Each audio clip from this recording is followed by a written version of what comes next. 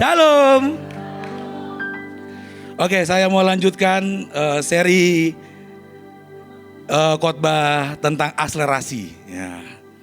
Versi yang lain. Kita buka di dalam 1 Korintus 1 ayat 25.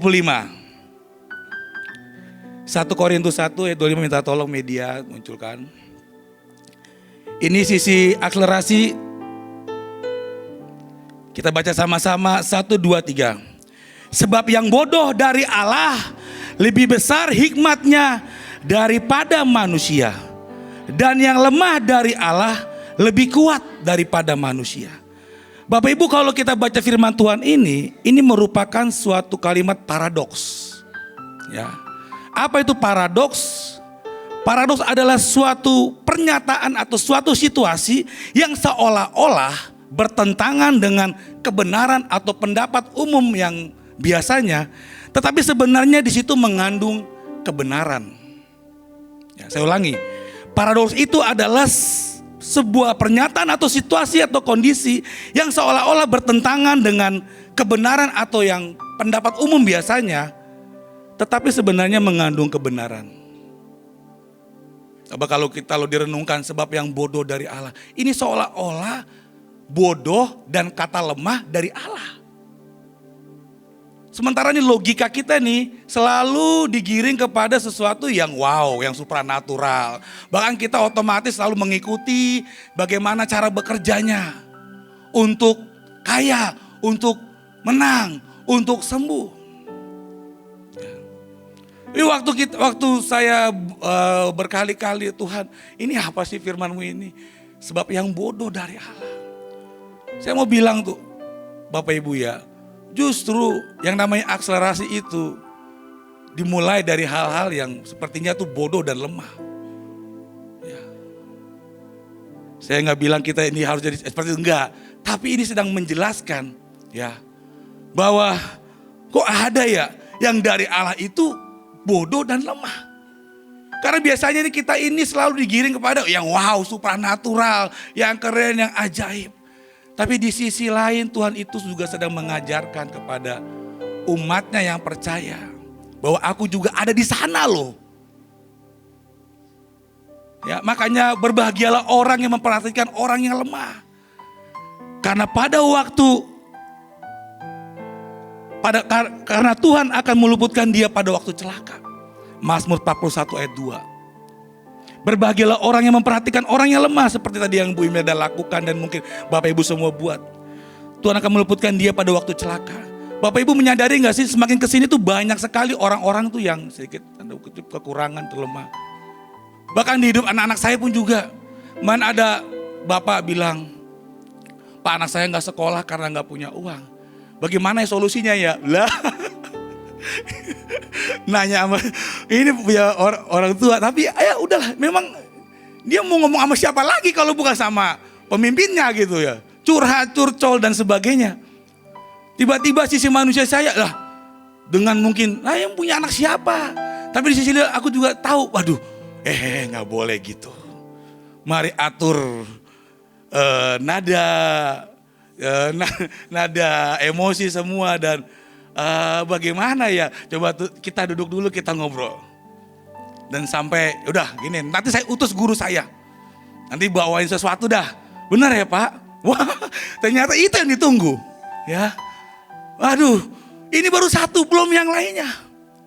Tapi kalau kita kembali lagi Bapak Ibu ya ke firman Tuhan ini, saya merenungkan, apa ya Tuhan, kok ini Tuhan tuh ini lagi ngajakin apa ya firman Tuhan ini, yang bodoh dan lemah dari Allah.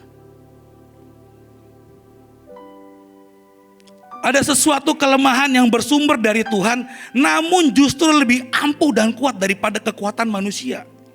Ada kebodohan yang bersumber dari Tuhan, tetapi justru yang lebih hebat daripada segala kepandaian yang dimiliki oleh manusia. Dan ada sesuatu kebodohan dan kelemahan yang terwujud dengan sempurna. Sepertinya. Kira-kira apa gerangan itu? Ini masalahnya dari Allah ini. Apa kira-kira Bapak Ibu jawabannya? Ya. Apa Bapak Ibu jawab? Ini dari Allah loh. Saya Tuhan itu bertanya-tanya udah beberapa minggu ini, apa ya Tuhan? Kok ini ya. Ya. Ternyata Bapak Ibu, yang bodoh dan lemah itu dari Allah itu adalah salib. Itu sebabnya Allah itu merahasiakan salib itu daripada orang-orang yang berhikmat, orang yang pintar. Karena buat beberapa orang beranggapan salib itu kebodohan. Tapi satu sisi Tuhan merahasiakan itu dan itu jadi sebuah senjata. Karena dia sudah menyediakan kesembuhan, pemulihan. Ya. Terus terang kalau ditanya begitu ya, saya ini salah satu orang yang punya kepribadian yang kuat. Sudah diajarin yang jadi pribadi yang kuat. Karena saya ini anak ke-1, adik saya 3. Udah dia ajar gitu ya. Harus begini, A sampai Z lah. Tapi makin kesini ya, kok semakin lama terbatas kekuatan yang saya miliki dilakukan. Mungkin karena usia, mungkin karena hari-hari ini sedang banyak yang dipikirkan dan sebagainya. Tapi kalau kita nempel sama Tuhan, Tuhan ajari lagi untuk bergerak. Kita bersyukur Bapak Ibu setiap kita di malam ini ya, selalu ada aja tema-tema yang diberikan oleh Ibu Panglima. Dan itu semua sesuatu yang seharusnya itu menyegarkan. Membuat kita itu kembali berjalan, diisi lagi.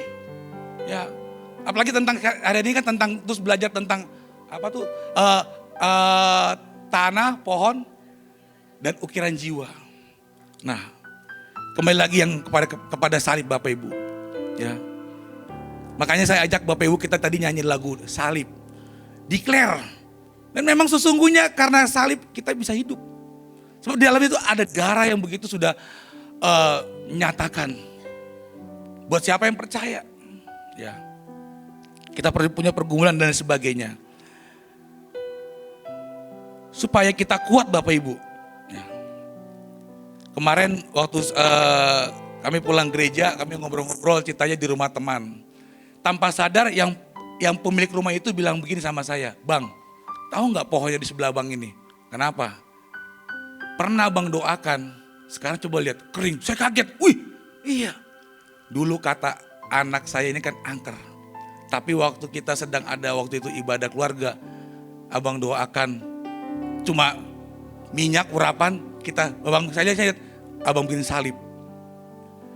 Ini yang bener, saya aja nggak ingat. Tapi itu membuktikan sekali lagi, wah, tidak percuma Bapak Ibu semua kuasa doa yang bawa itu keluarlah. Jangan kebanyakan jago di sini. Iya. Tapi saya juga tidak menyadari ini orang memang rumah yang di tempat itu rumah sendiri, rumah sedang dikontrakan. Tapi dia bilang gini, Bang tolong doakan dulu Bang. Istriku ini sering sakitan. Emang kenapa? Katanya ada kuasa gelap. Ini rumah sendiri apa rumah ngontrak kami Bang. Memang pas saya keliling-keliling, wah angker juga ini pohon. Saya coba beranikan diri dah. Ya, saya coba beranikan diri. Saya ambil minyak urapan ya, saya doakan. Terus saya salipin, dia ngeliat dari belakang. Itu saya nggak tahu 6 bulan kemudian pas kemarin kita jumpa ngobrol-ngobrol ya tentang bisnis lah gitu ya. Dia bilang, Bang ingat gak nih pohon yang ini nih? Kenapa? Ini udah kering. Gimana ceritanya sih? Ya kan mau doakan. Dan memang beberapa orang sudah lihat ini rumah, ini pohon memang angker. Ya kita tahu ya ada pohon-pohon itu suka tempat rumahnya nongkrong si jelek lah ya. Berbahagialah Bapak Ibu yang tidak melihat ya. Ya percayalah.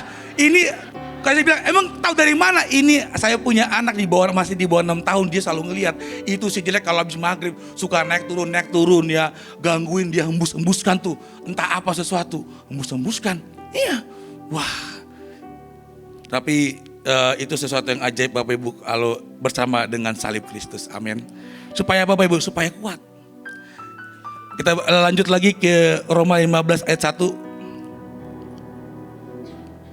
Tolong media boleh tampilkan Roma 15 ayat 1. Kita baca sama-sama Bapak Ibu. 1, 2, 3. Kita yang kuat wajib menanggung kelemahan orang yang tidak kuat. Dan jangan kita mencari kesenangan kita sendiri. Bapak Ibu, ini saya percaya ini adalah tolak ukur Alkitab yang menandakan orang yang benar-benar kuat.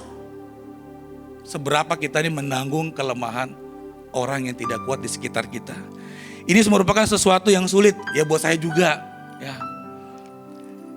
Yang dinilai ini bukanlah berapa banyak yang mungkin Bapak Ibu lakukan, melainkan sampai di mana kita semua mampu menanggung kelemahan orang lain.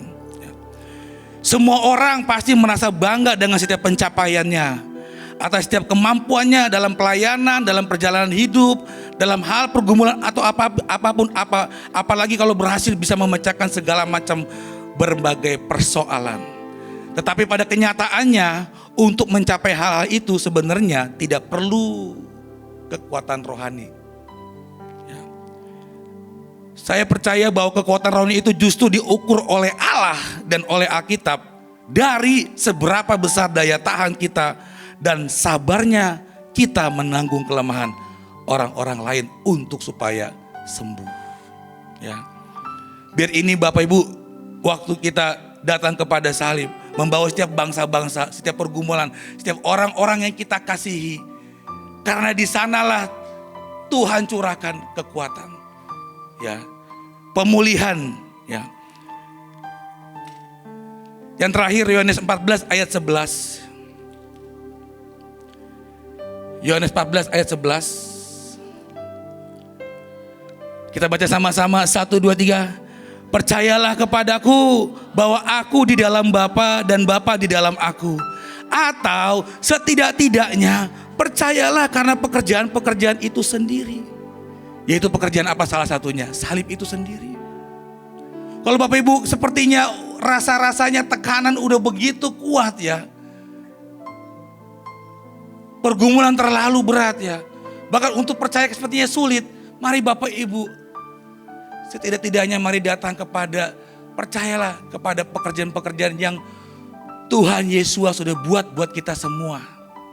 Ya, amin Bapak Ibu. Ya, karena salib itu kita bisa dipulihkan dan dimenangkan.